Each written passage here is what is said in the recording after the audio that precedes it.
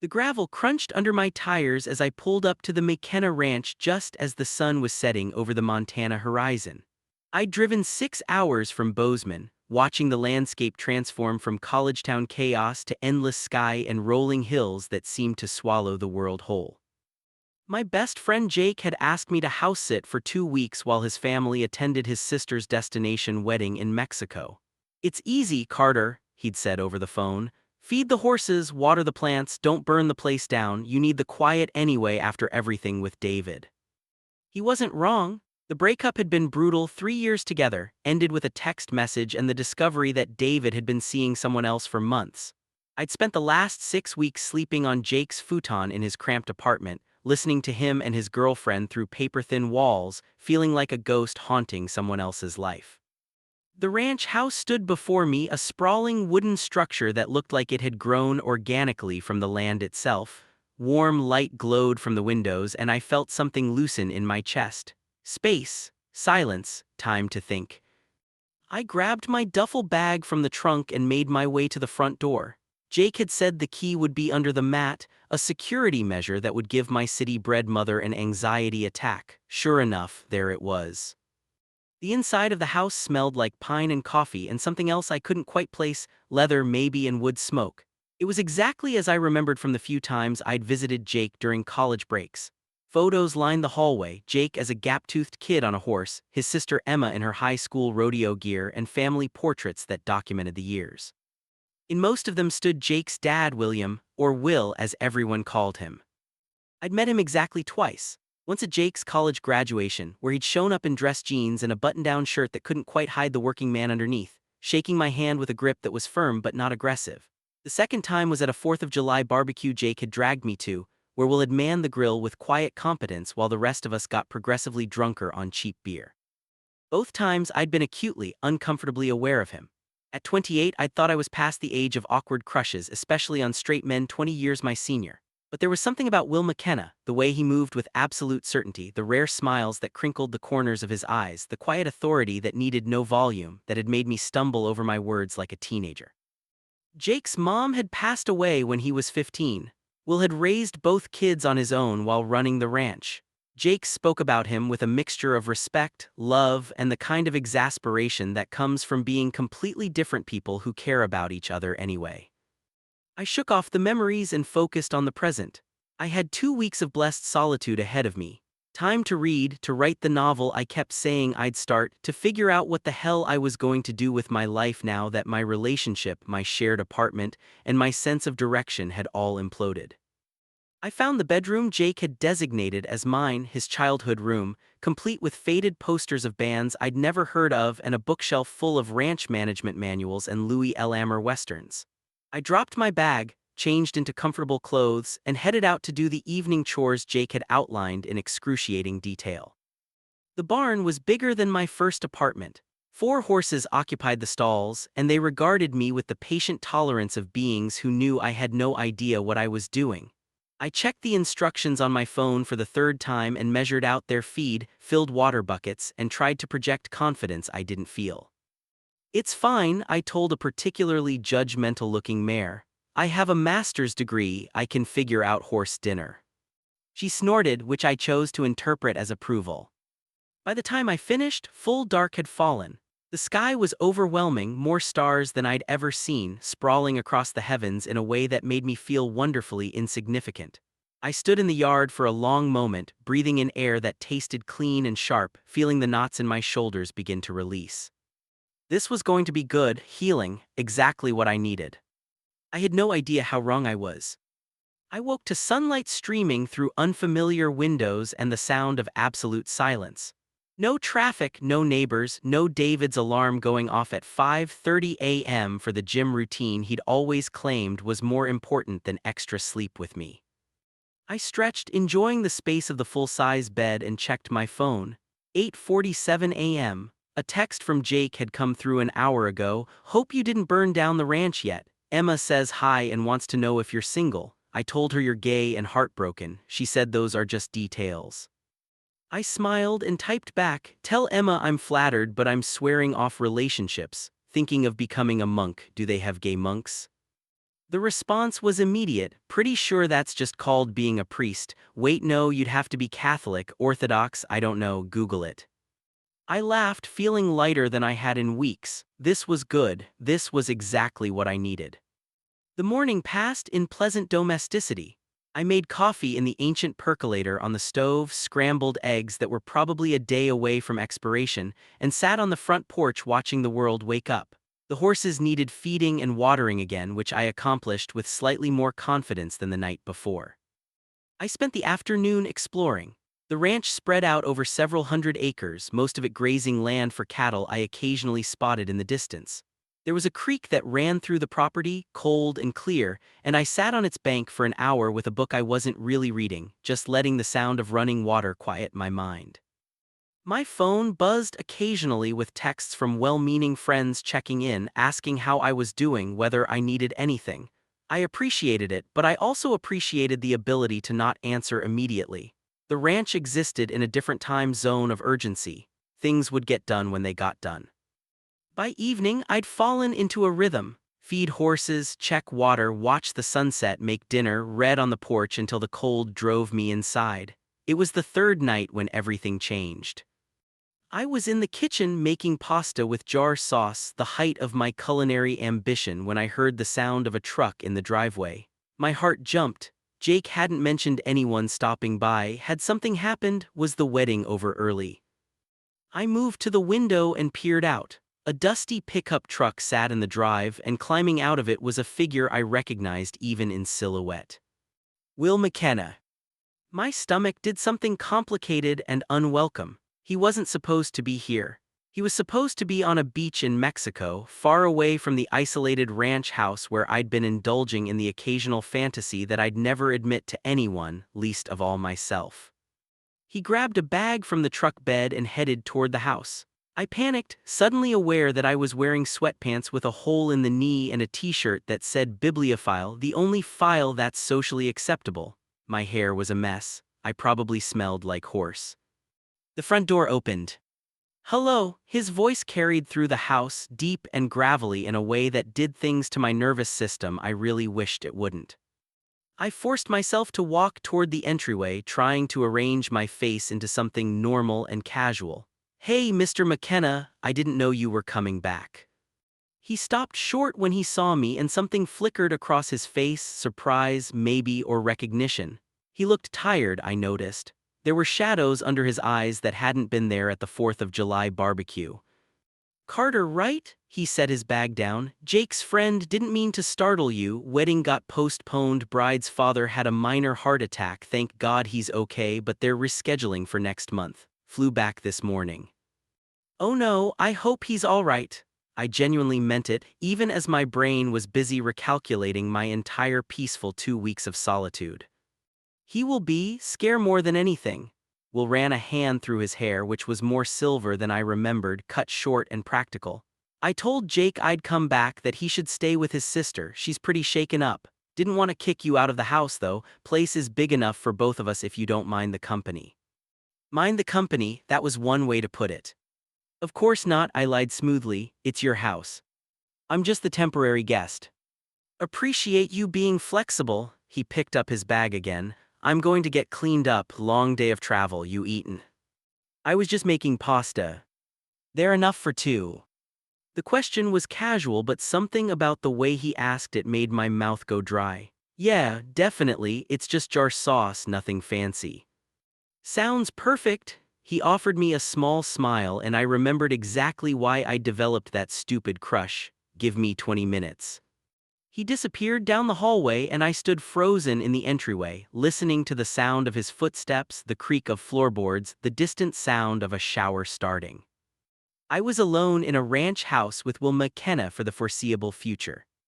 This was either going to be the most awkward 2 weeks of my life, or something else entirely. I wasn't sure which possibility scared me more. I busied myself in the kitchen with sudden manic energy, adding more pasta to the boiling water, throwing together a salad from vegetables I found in the crisper. Setting the table like this was a dinner party and not two people who barely knew each other stuck in an unexpected situation. My hands were shaking slightly as I drained the pasta. This was ridiculous. I was a grown man. I'd given presentations to rooms full of hostile academics. I'd survived my mother's disappointed silences when I came out. I could handle dinner with my best friend's father. Except Will McKenna wasn't just my best friend's father, he was. I cut off that train of thought before it could leave the station. He emerged from the back of the house exactly 20 minutes later, hair damp, wearing jeans and a faded gray Henley that fit him in ways that should be illegal. He'd shaved, I noticed, and he smelled like something clean and masculine that made me want to lean closer. "Smells good," he said, moving into the kitchen with that easy confidence. "Need help with anything? Just grab whatever you want to drink, beer's in the fridge if you want one." He pulled out 2 bottles without asking if I wanted one, popped the caps and handed me one. Our fingers brushed in the transfer and I felt it like an electric shock. We settled at the table, and for a few minutes there was just the sound of eating, the comfortable quiet of people who didn't feel the need to fill every silence with words. I'd always appreciated that about the few interactions I'd had with Will. He didn't do small talk for the sake of it. "Jake tells me you're a writer," he said finally, twirling pasta on his fork with more grace than I'd expected. "Trying to be. Right now I'm mostly a graduate student who writes papers nobody reads." I took a sip of beer. "I keep saying I'm going to write a novel, but then I find excuses not to start." "What kind of novels?" "I don't know yet. That's probably part of the problem." He considered this. "My wife used to say that starting was the hardest part of anything. After that, it's just putting one word after another, same as putting one foot in front of the other." It was the first time I'd heard him mention his late wife so casually. Jake had told me she died of cancer, that it had been fast and brutal, that Will had held the family together through sheer force of will. "That's good advice," I said quietly. She was full of good advice. Wish I'd listened more often when she was around to give it. He met my eyes across the table, and something in his gaze was so direct, so present, that I forgot to breathe for a moment. "Jake also mentioned you just got out of a relationship." Heat flooded my face. "He told you that?" "Don't be mad at him. I asked how you were doing and he said you'd been through a rough patch. Didn't give me details, just said his idiot friend David screwed up the best thing he had." The fact that Jake had described me as the best thing David had made my throat tight. "It's fine, I'm fine, just needed some space to clear my head." "This is good space for that." Will gestured toward the window where darkness had fallen and stars were beginning to emerge. "Nothing out here but time and quiet. Good for thinking, good for healing too, if that's what you need." I nodded, not trusting my voice. We finished dinner in that same comfortable quiet, and I found myself stealing glances at him when he wasn't looking, the strong lines of his face, the way his shoulders filled out the Henley, the casual strength in his hands as he helped clear the table despite my protests. "I'll wash you dry," he suggested, already moving toward the sink. We fell into an easy rhythm and I was acutely aware of our proximity in the small kitchen space. Every time he handed me a plate I caught that scent again, soap and something earthier like cedar and open air. "Can I ask you something?" The words were out before I could stop them. "Shoot." "Why didn't you stay in Mexico? I mean, I get wanting to give Jake and Emma space, but you could have had a vacation. You work hard, you deserve a break." He was quiet for a long moment, hands still in the soapy water.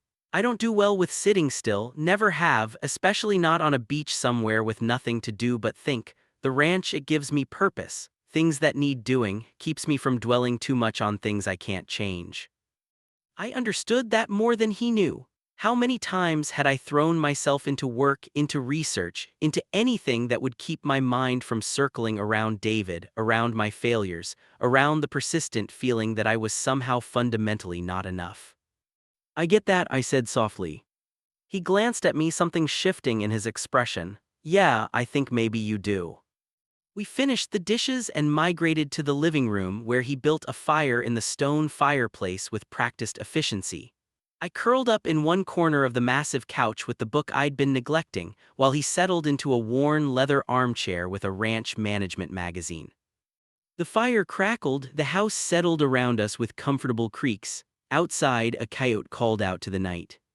I tried to read but couldn't concentrate.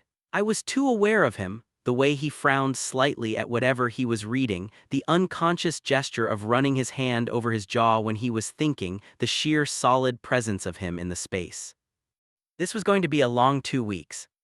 But as I sat there in the warmth of the fire, listening to the peaceful sounds of the ranch settling down for the night, I realized that maybe, just maybe, it might not be the kind of long I was dreading. Maybe it might be the kind of long I'd remember for the rest of my life. I woke to the smell of coffee and the sound of someone moving around in the kitchen. For a disoriented moment, I thought it was David, and my heart clenched with the muscle memory of a routine that no longer existed. Then reality settled back in. I was at the McKenna Ranch, and the person making coffee wasn't my ex-boyfriend. It was something much more complicated. I pulled on jeans and a clean shirt, running my fingers through my hair in a futile attempt to look like I hadn't just rolled out of bed. When I emerged into the kitchen, Will was standing at the stove, cooking eggs and bacon with the same quiet competence he seemed to bring to everything. "Morning," he said without turning around. "Coffee's ready, mugs are in the cabinet above the pot." "Thanks." I poured myself a cup, added cream from the fridge and leaned against the counter. "You didn't have to make breakfast." "Had to make it for myself anyway, easier to cook for two than one." He plated the food and handed me one. "Besides, you made dinner last night, fair's fair." We ate at the kitchen table, morning sun streaming through the windows. He'd already been up for hours. I realized his hair was damp again, and he had that look of someone who'd already accomplished half a day's work before most people opened their eyes. "I've got to ride out to the north pasture today," he said, finishing his coffee. "Check on some fence line. You're welcome to come along if you want, or you can stay here and enjoy the quiet." The offer surprised me. I tried to read his expression, looking for signs that this was just politeness, but his face gave nothing away. "I don't want to get in your way." "You won't. Might be good for you to see more of the property. Besides, you ride." "I mean, I've been on a horse once, at a summer camp when I was 12. The corner of his mouth twitched. "We'll start you with Daisy. She's patient with beginners." 20 minutes later, I found myself in the barn watching Will saddle two horses with movements so practiced they looked like muscle memory. He explained what he was doing as he worked, his voice patient and unhurried. "This is Daisy," he said, indicating the same mare who'd judged my feed measuring abilities. "She's 22, which is old for a horse. But she's steady, won't spook easy, won't take off on you. Just let her know you're in charge, but treat her respectful and you'll get along fine." He showed me how to mount, adjusting my stirrups and posture with hands that were surprisingly gentle. When his fingers brushed my calf to position my leg correctly, I nearly fell off the horse. "Relax," he said, steadying me with a hand on my knee. "She can feel when you're tense, just breathe." Easy for him to say. He swung onto his own horse, a massive chestnut gelding named Buck, with the kind of ease that spoke of decades in the saddle. We set out across the property at a walk, while setting a pace that Daisy could match without effort. The morning air was crisp and clean, carrying the scent of sage and grass. The landscape rolled out in every direction, endless and beautiful in its starkness. "This land's been in my family for 4 generations, Will said as we rode.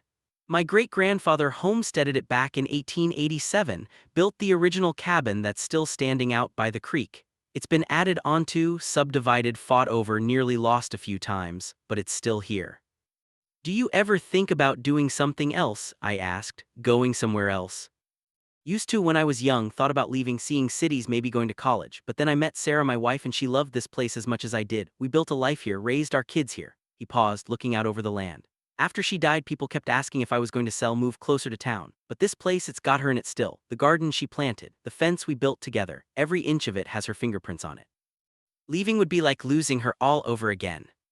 The raw honesty in his voice made my chest ache. "Jake's lucky to have you."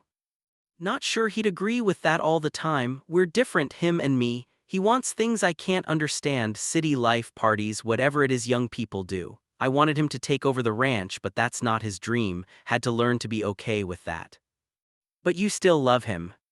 "More than anything in this world." He said it simply, like it was the most obvious truth imaginable. "You don't stop loving someone just because they choose a different path than you hoped they would." I thought about my own father who'd barely spoken to me for 6 months after I came out, who still introduced me to his colleagues as my son who's doing graduate work and never mentioned David or the fact that I was gay. The contrast made something bitter rise in my throat.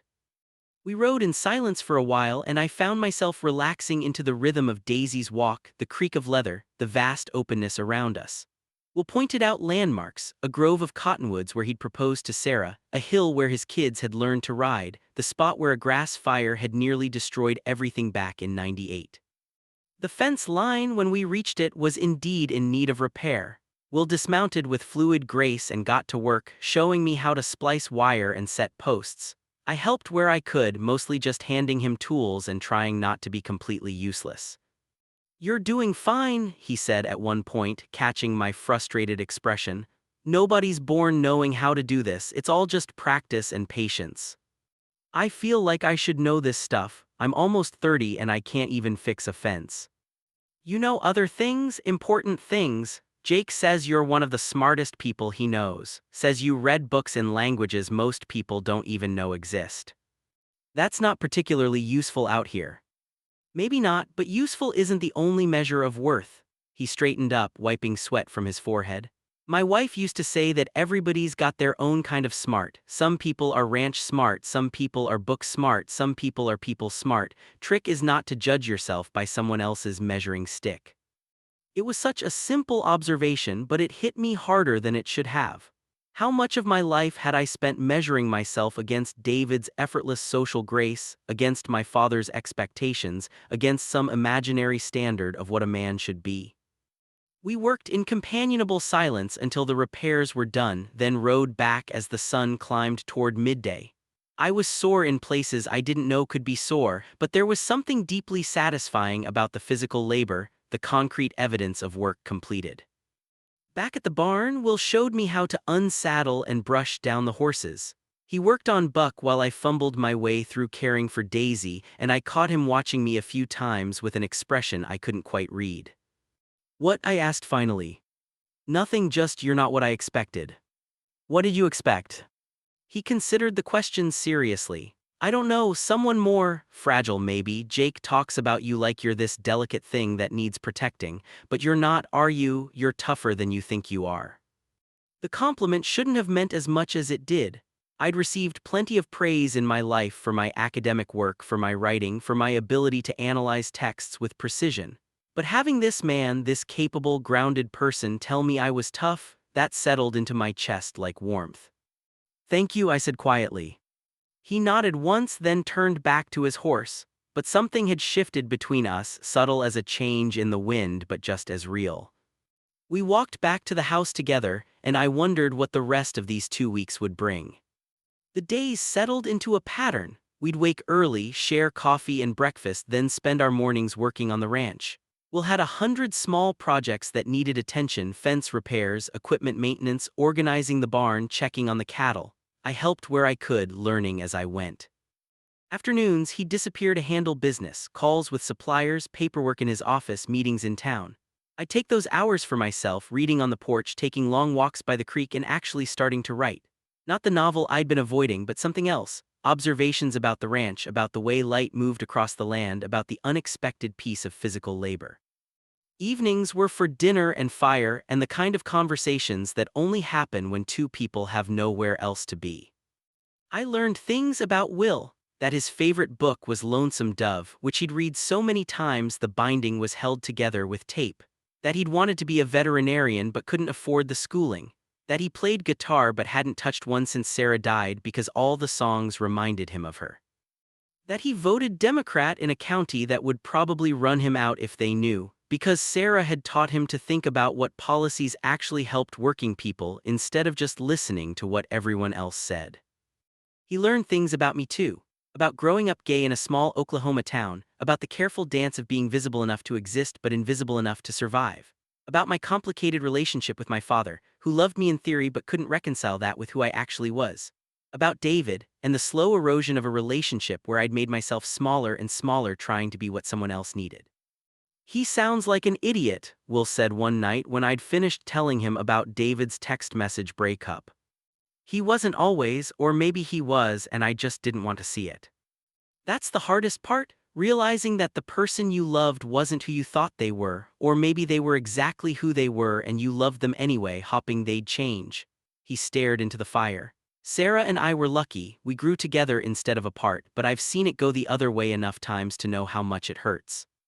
Do you ever think about finding someone else?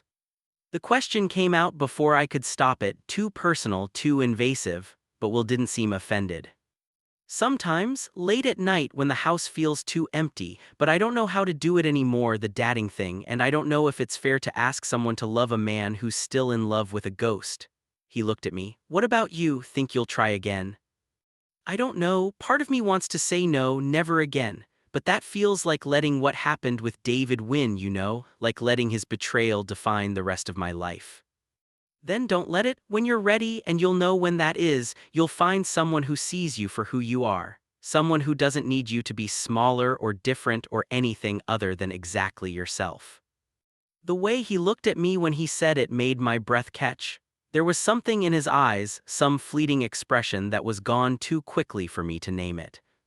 It was the end of the first week when things shifted again. I'd spent the afternoon writing and lost track of time. When I finally emerged from my room, the sun was setting and Will's truck was in the driveway, which meant he was back from town. I found him in the barn, working on repairing a saddle by lamplight. "Hey," I said from the doorway. "Sorry, I didn't realize how late it was. Did you have dinner?" "Not yet, got caught up in this." He didn't look up from his work, fingers moving with practiced precision. "There's leftover stew in the fridge if you want to heat it up." I moved closer, watching him work. "You want some?" "In a bit, want to get this finished." I pulled over a hay bale and sat down, content to watch. There was something meditative about the way he worked, patient, methodical, completely present in the task. "Can I ask you something personal?" I said after a while. "Seems like that's all we do lately," but he was smiling slightly. "Do you ever get lonely?" His hand stilled. "Yeah, more than I'd like to admit." "But you have Jake and Emma, friends in town." "It's not the same kind of lonely. You can be surrounded by people who love you and still feel like there's something missing, some specific shape of person who used to fit into the empty spaces and now those spaces just echo." I understood exactly what he meant. "Yeah." He set down the saddle and looked at me directly. "You feel it too." It wasn't a question. "All the time," I admitted. "Even when I was with David, especially toward the end, like I was performing the role of boyfriend but nobody was actually seeing me." "I see you." 3 words quietly spoken, but they landed like a thunderclap. The air in the barn seemed to thicken. "Will." "I know." He stood up and suddenly the space between us felt both too vast and not nearly vast enough. "I know this is complicated. I know you're my son's best friend. I know I'm 20 years older than you. I know 100 reasons why I shouldn't be saying this." My heart was hammering against my ribs. "Then why are you?" "Because I've spent the last week trying not to feel what I'm feeling and I'm tired of pretending. Because you walk into a room and the air changes. Because when you smile, actually smile, not that polite thing you do for strangers but the real one, I forget how to think. Because I'm lonely, Carter, and you're lonely, and maybe we're both too broken for this to be smart, but I can't stop thinking about you." I stood up, my legs unsteady. We were close now, close enough that I could see the silver threaded through his stubble, the way his chest rose and fell with careful breaths. "I'm scared," I whispered. "Me too." He lifted a hand, hesitated, then gently touched my face. His palm was warm and calloused against my cheek. "Tell me to stop." I couldn't, God help me, I couldn't. Instead, I closed the distance between us and kissed him. The kiss was everything and nothing like I'd imagined during those late-night moments I'd never admitted to anyone. It was gentle at first, tentative, like we were both afraid the other might shatter. His lips were softer than I expected, and he tasted like coffee and possibility. Then something broke open between us. His hand slid to the back of my neck, pulling me closer, and I made a sound I'd be embarrassed about later. My fingers found the fabric of his shirt, holding on like he was the only solid thing in a tilting world. The kiss deepened, and I felt it in my entire body, a hunger I hadn't let myself acknowledge, a need I'd been starving. When we finally broke apart, both breathing hard, he rested his forehead against mine. "Jesus," he breathed. Yeah. We stood there for a long moment, neither of us willing to step back to break the spell. His thumb traced small circles on the back of my neck, and I wanted to live in this moment forever, suspended between the before and whatever came after. We should talk about this, he said finally. I know.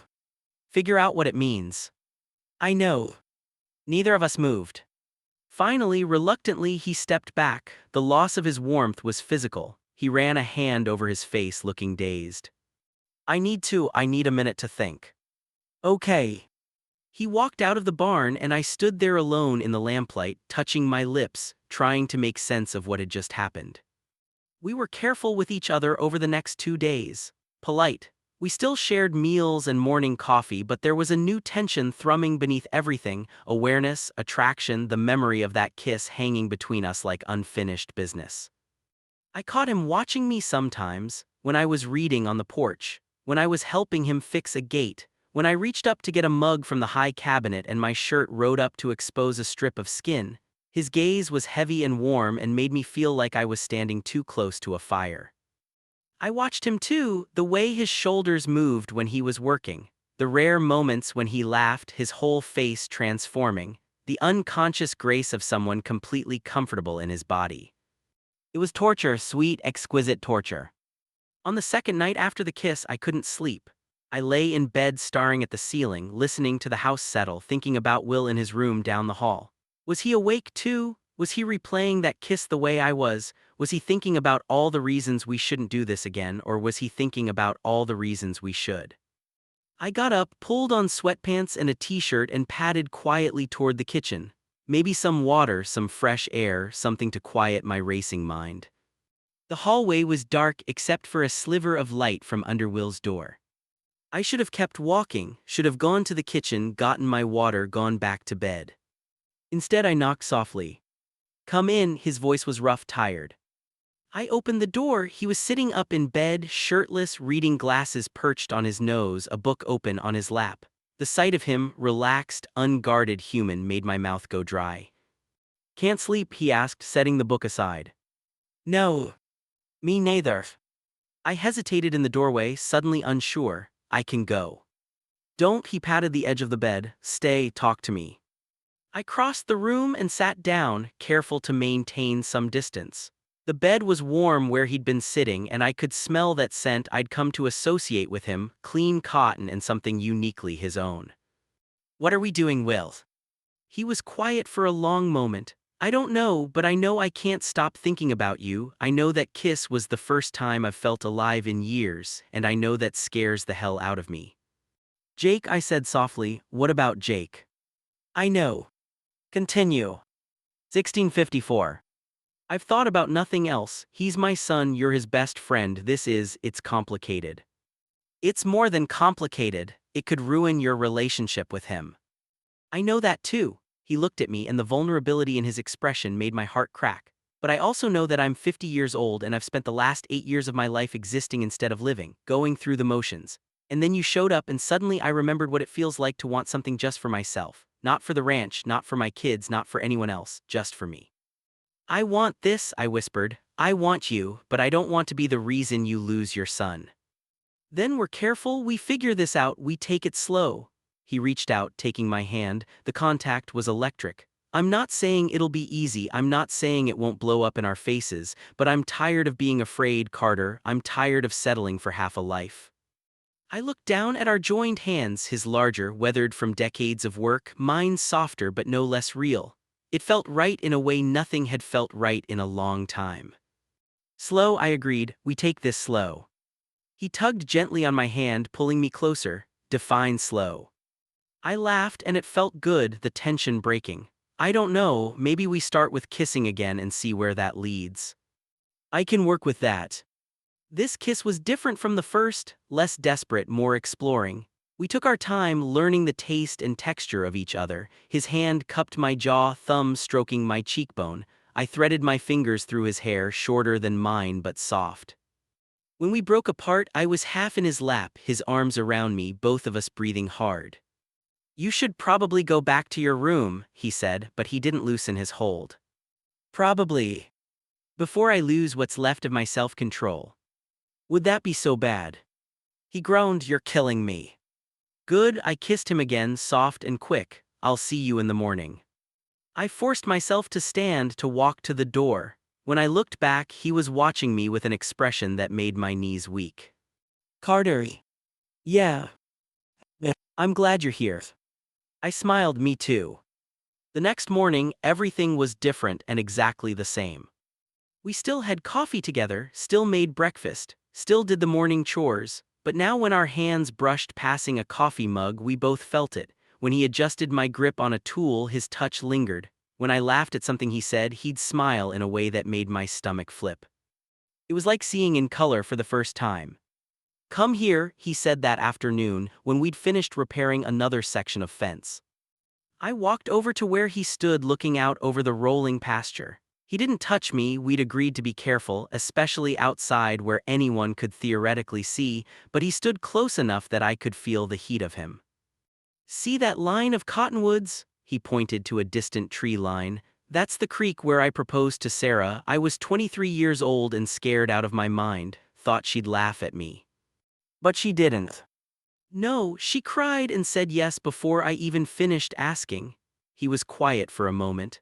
"I loved her more than I knew it was possible to love another person, and when she died I thought that was it, that I'd used up my capacity for that kind of feeling." I waited, sensing he needed to say this. "I'm not comparing you to her, you're not a replacement, and this isn't the same kind of love. You're your own person, and what I'm starting to feel for you, it's different. New, but it's real, Carter, and that terrifies me because I didn't think I'd get to feel this again." I took his hand, threading our fingers together.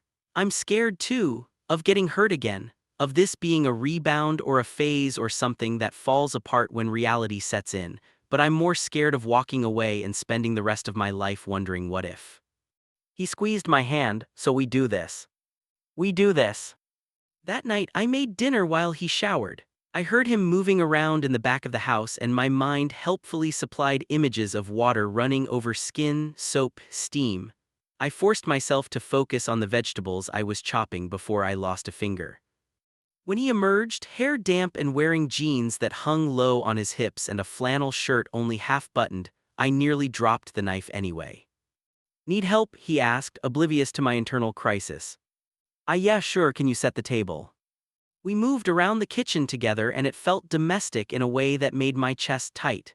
This easy partnership, this comfortable rhythm. How many times had I tried to force this with David, choreographing our movements around the kitchen like dancers who couldn't quite find the beat? With Will, it just flowed. Dinner was good, better than usual, maybe, or maybe everything just tasted better when I was this happy. We talked about books, about his plans for the ranch, about my research. He asked questions that showed he was actually listening, that he cared about the answers. After, we washed dishes together and he splashed me with soapy water and I retaliated, and suddenly we were laughing like teenagers, water everywhere, his hands on my waist as I tried to dodge his attack. The laughter faded as we looked at each other, both breathing hard. His hands were still on my waist, my shirt was soaked. "I should change," I said, but I didn't move. "You should." He didn't move either. The kiss was inevitable, necessary. His mouth was warm and demanding, and I pressed against him, wanting to be closer, always closer. We stumbled backward until I was against the counter and his body was solid and real against mine. "Bedroom," he gasped between kisses. "We should." "Yes." We made it down the hall in a tangle of limbs and stolen kisses. His room, the door closing, the sudden understanding that this was happening, really happening. "We can stop," he said, even as his hands slid under my shirt. "Any time, just say the word." "Don't stop," I breathed. "Please don't stop." Later, much later, I lay in his arms, my head on his chest, listening to his heartbeat slow. The room was dark except for moonlight through the window. His fingers traced lazy patterns on my shoulder. "You okay?" he asked softly. "More than okay." I pressed a kiss to his chest. "You?" "Yeah." He was quiet for a moment. "I don't want you to think this is just physical for me." I lifted my head to look at him. "I don't." "Good, because it's not. You're important to me." "You're important to me too." He pulled me closer, and I settled back against him, feeling safe and wanted and right in a way I'd never experienced before. We should probably talk about what happens when the 2 weeks are up, I said eventually. We should, his hand tightened on my shoulder, but not tonight let's just be here. I closed my eyes, breathing in the scent of him, feeling the rise and fall of his chest, and let myself just be. Tomorrow, we'd figure out the complications. Tonight we had this, each other and the quiet of the ranch and the first tentative steps of something that felt like it could be real. We fell into a pattern over the next few days, working together during the day, coming together at night. Learning each other's bodies, yes, but also learning the smaller intimacies. The way he took his coffee, how he frowned when he was concentrating, the scar on his shoulder from a writing accident when he was 15.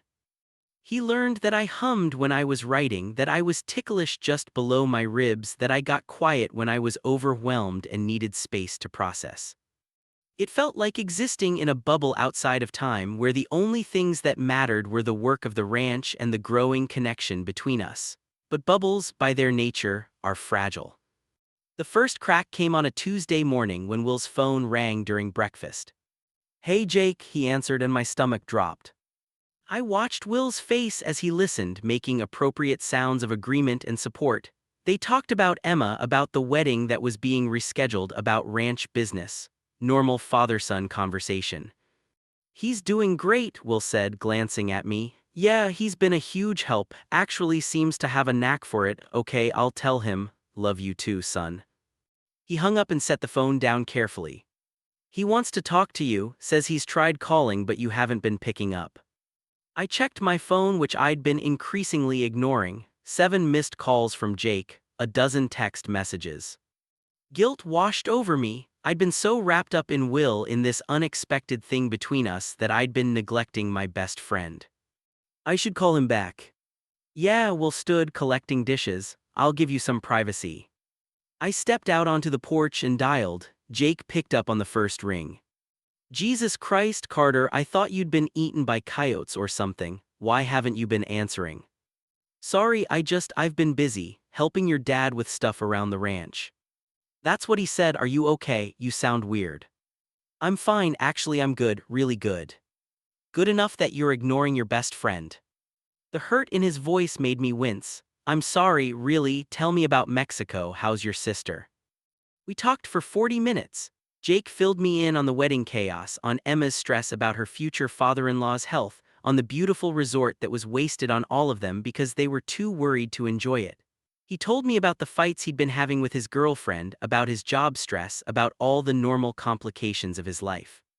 And I listened and I supported him, and I didn't tell him the one thing that mattered most. I didn't tell him I was falling for his father.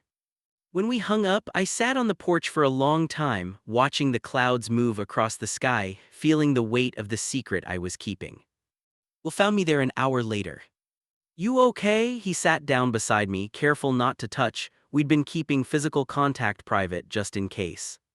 I lied to him, not directly but by omission. He's my best friend and I'm lying to him. "I know," Will's voice was heavy. "I've been thinking about that too, about what we're going to say, how we're going to explain this. Are we going to tell him? We have to eventually, don't we?" I looked at him, this good man who'd shown me what it felt like to be seen, to be wanted for exactly who I was. The thought of losing this made my chest ache, but the thought of losing Jake's friendship was equally painful. "What if he can't accept it?" I asked quietly. "What if this ruins your relationship with him?" "Then I'll have to live with that, but I can't lie to my son and I can't ask you to keep lying to your best friend." He finally did touch me then, taking my hand. "Whatever happens, we face it together, deal?" I squeezed his hand. "Deal." Yeah. The second crack came that evening when I checked my email and found a message from my graduate advisor. A position had opened up, a research fellowship in Boston, exactly the kind of opportunity I'd been hopping for. They wanted my application within the week. Boston, 3,000 miles from Montana. I stared at the email, feeling the future I'd been carefully not thinking about crash into the present. Will found me at my laptop, and he must have seen something in my face because he immediately asked what was wrong. I showed him the email. He read it in silence, his expression unreadable. When he finished, he closed the laptop gently and sat down across from me. "That's amazing, Carter, that's exactly what you wanted." Yeah. So why do you look like someone died? Because I don't know what to do. 2 weeks ago, this would have been simple. I would have applied, hoped I got it, and never thought twice. But now. Now there's this, he gestured between us. I don't want to give this up, but I also can't ask you to upend your entire life. You have the ranch, your home, your kids, everything you know is here. And everything you've been working toward is there. He ran a hand over his face. We both knew this couldn't last forever in this bubble. Real life was always going to show up eventually. So what do we do? He was quiet for a long moment. You apply for the fellowship. If you get it, we figure it out from there. Long distance or visits or I don't know, but you don't pass up your dreams because of a relationship that's barely 2 weeks old. It's more than that, and you know it. It is, God, it is, but that doesn't change the fact that you've worked your ass off for this opportunity. I won't be the reason you don't take it. I wanted to argue, wanted to say that he was worth more than any fellowship, that I'd choose him over Boston 100 times out of 100. But I also knew he was right. We were still so new, so uncertain. Making major life decisions based on something this fragile was terrifying. Will you resent me, I asked, if I go? No, never. He reached across the table and took my hand. I'll miss you like crazy. I'll probably drink too much and mope around this ranch like a lovesick teenager, but I won't resent you for building your life. What about us? We figure it out. People make long distance work all the time. And maybe this is a good thing. A chance to see if this is real outside of this bubble, if it can survive distance and complications and real life. He was being so reasonable, so mature about this, and all I wanted to do was crawl into his lap and pretend the email didn't exist. Instead, I opened my laptop and started working on my application. I worked on the fellowship application for 3 days and Will gave me space to do it. We still shared meals, still fell asleep tangled together, but there was a new awareness between us, the acknowledgement that our time together had an expiration date fast approaching. Jake and his family would be back in 4 days. The fellowship decision would come within a month. The careful bubble we'd constructed was developing more cracks by the hour. On the third night, Will found me staring at my laptop screen, paralyzed by the personal statement section. What's wrong? He asked, setting down a mug of tea beside me. They want me to explain my research goals and why I'm passionate about this work. I gestured helplessly at the screen. And all I can think about is how 2 weeks ago I could have written this in my sleep. Now I don't even know if it's what I want anymore. What do you want? It was such a simple question, but it felt enormous. I want to matter, I said finally. I want to do work that means something. I want to wake up excited about my day instead of just going through the motions. I looked at him. I want to feel the way I feel when I'm with you, like I'm exactly where I'm supposed to be. He pulled me up from the chair and into his arms. You can have both, you know, meaningful work and meaningful relationships. They're not mutually exclusive. Feels like they might be in this case. Then we make it work however we have to. He tilted my chin up so I had to look at him. I'm not giving up on this, Carter, on us. Even if it gets complicated, even if it's hard, you're worth the effort. I kissed him, pouring everything I couldn't say into it, gratitude and fear and hope and love, yes love, even though it was too soon and too much and I couldn't say it out loud yet. Write the truth, he said when we broke apart. Write about what matters to you, the rest will follow. So I did. I wrote about wanting to make literature accessible to people who thought it wasn't for them, about bridging the gap between academic study and real human connection, about using stories to help people understand themselves and each other better. It was the most honest thing I'd written in years. I submitted the application at midnight and Will was there when I hit send, his hand on my shoulder. Done. Done. Good, now come to bed. The day before Jake and his family were due back, Will took me to his favorite spot on the property, a high ridge that overlooked the valley where you could see for miles in every direction. We rode up on horseback, me on Daisy and him on Buck, carrying a picnic lunch Will had packed. The climb took an hour, but when we reached the top, the view stole my breath. Sarah and I used to come up here, Will said, dismounting and helping me down. When we needed to think, to talk about big decisions, to remember what we were working for. We sat on a flat rock and he unpacked sandwiches and apples and a thermos of coffee. We ate in comfortable silence, just being together in the vastness of the landscape. "I need to tell you something," he said finally, "and I need you to really hear me." My stomach clenched. "Okay. These 2 weeks with you, they've changed me, reminded me that I'm not just a rancher or a father or a widower. I'm also a man who can feel things, want things, dream things. You gave me that gift and I'm grateful for it regardless of what happens next." "Will, let me finish." He took my hand. "Tomorrow my son comes home and we're going to have to tell him about this about us, and I don't know how he's going to react. He might be fine with it, he might need time, he might never be okay with it, but whatever happens, I need you to know that this was real for me. You weren't a phase or an experiment or a way to fill empty time. His voice caught. You're important to me, more than I thought anyone could be again." "You're important to me too," I said, my own voice unsteady, "more than I have words for." "If he asks me to choose." "Don't." I pressed my fingers to his lips. "Don't finish that sentence. We're not there yet, maybe we won't ever be. Jake loves you, he wants you to be happy. He might be surprised, he might need time to adjust, but he's not going to make you choose." "You don't know that." "No, but I believe it." I moved closer, wrapping my arms around him. "We face it together, remember, whatever happens." He held me tight and we stayed like that for a long time, two people on top of a mountain, stealing a few more moments before the world came crashing back in. That night, our last night alone together, we didn't sleep much. We talked about everything and nothing, our fears, our hopes, the logistics of how this might work long distance, the conversation we'd have with Jake. "What if I tell him I'm in love with you?" Will asked at some point past midnight and my heart stopped. "Are you getting there, maybe already there? I don't know, it's been so long since I felt this way, I'm not sure I remember what the map looks like." He kissed my forehead. "But yeah, I think I'm falling in love with you, Carter." I should have said it back. The words were right there, pressing against my teeth. But fear held them in, fear of making this harder, of promising something I might not be able to keep, of saying the words and then having to leave. "I care about you," I said instead, "so much." If he was disappointed by my non-answer, he didn't show it. He just held me closer and let me be afraid. They arrived in the afternoon, Jake's truck pulling up the driveway, followed by Will's daughter Emma and her fiancé in a rental car. I watched from the porch as Will went out to greet them, and my heart was hammering so hard I thought it might bruise my ribs. Jake bounded out of the truck and grabbed his father in a hug that lifted the older man off his feet. The easy affection between them made my chest tight. Then Jake saw me on the porch and waved, "Carter, get over here." I walked over and he pulled me into a hug that smelled like airport and sunshine and my best friend. "You survived," he said, grinning. "I was half convinced Dad would work you to death."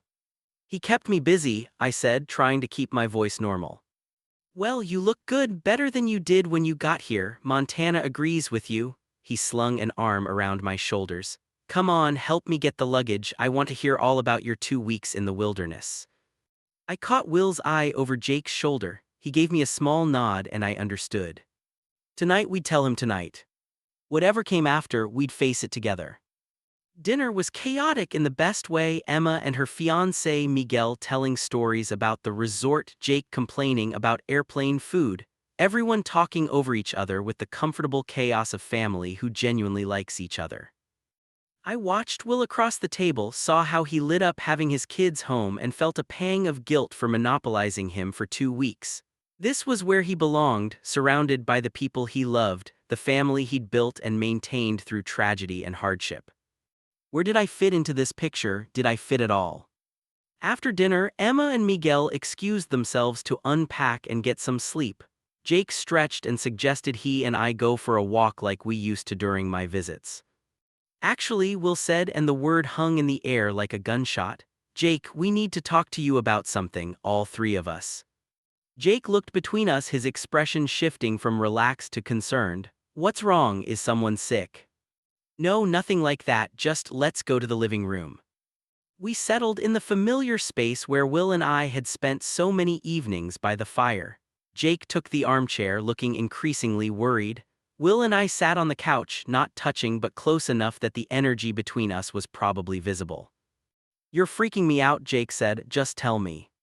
Will took a breath. These past 2 weeks, Carter and we've gotten closer than we expected.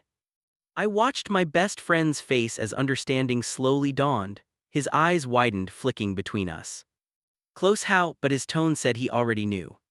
We're together, I said quietly. Romantically, I know this is probably the last thing you expected and we should have told you sooner, but it just happened and… Wait, Jake held up a hand. Wait, you and my dad's, you're dadding my dad.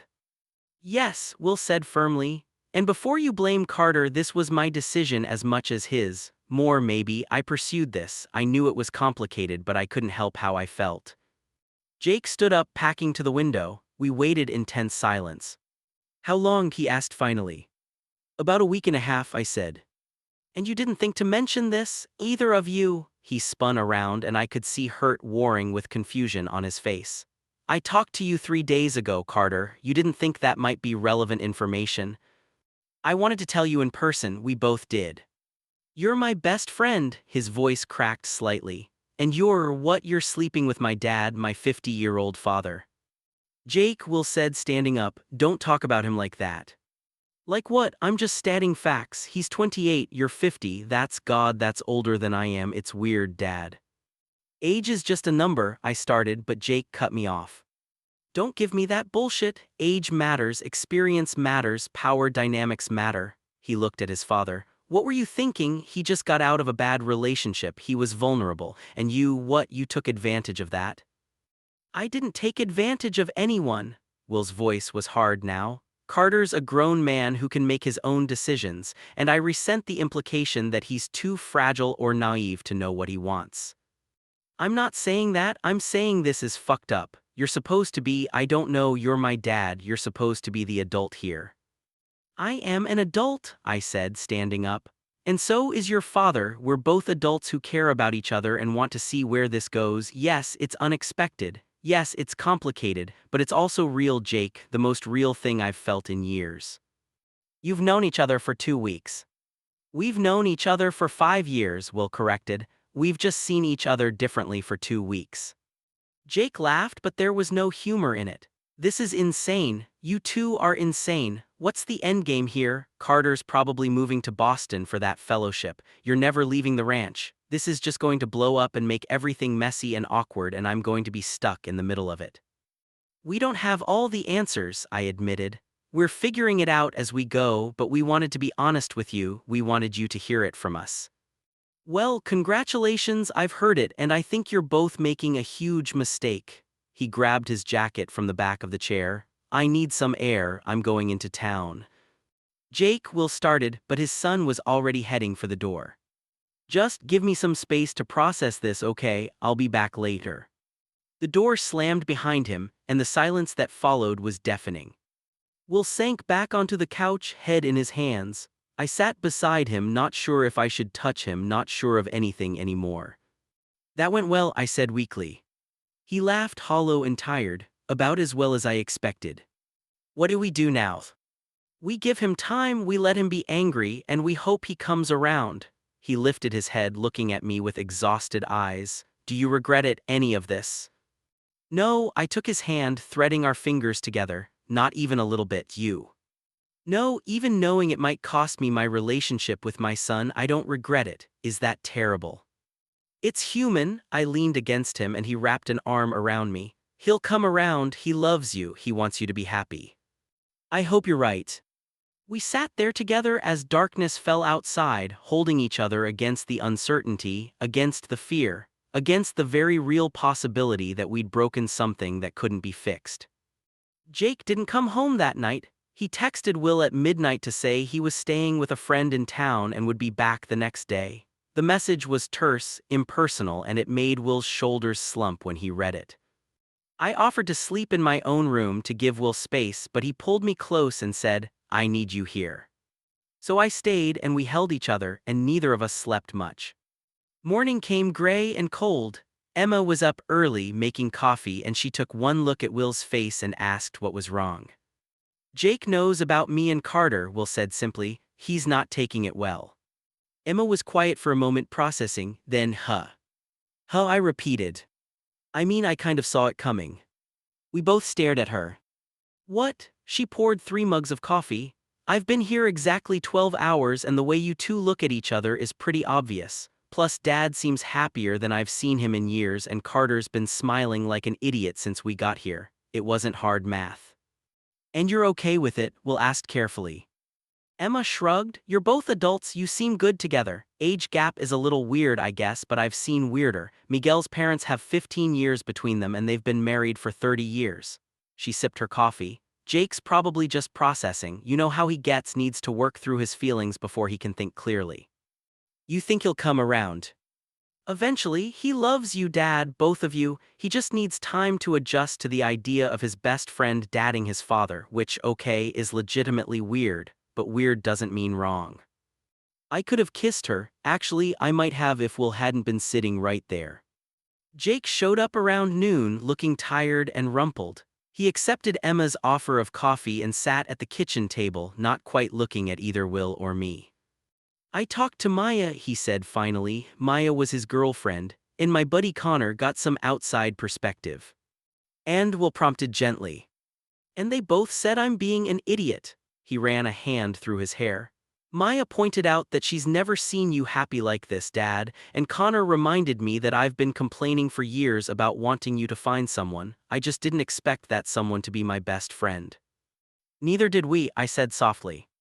Look, I'm not going to pretend this isn't weird for me. It is, it's really fucking weird. But he finally looked up, meeting his father's eyes. You're my dad and I love you, and I want you to be happy. If Carter makes you happy, then I need to find a way to be okay with that. You do make me happy, Will said to me, then to Jake. He does, the happiest I've been since your mother died. Jake nodded slowly. And you, Carter, is this real for you or is this a rebound thing? It's real, I said without hesitation. I know the timing isn't great. I know it looks like I'm just replacing David with the first person who showed me kindness. But it's not that. Your dad, he sees me, really sees me. He doesn't want me to be anyone other than exactly who I am. That's not something you find every day. What about Boston, the fellowship?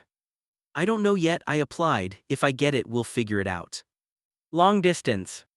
Maybe, or maybe I'll find something else, or maybe, I looked at Will, maybe we'll figure out a different path entirely. The point is, we don't have all the answers, we're just taking it one day at a time. Jake was quiet for a long moment, studying both of us. Then he sighed long and deep. Okay, I'm going to try to be supportive, but I have rules. Rules? Will raised an eyebrow. Yes, rules. 1, no PDA in front of me. I don't need to see my dad making out with my best friend.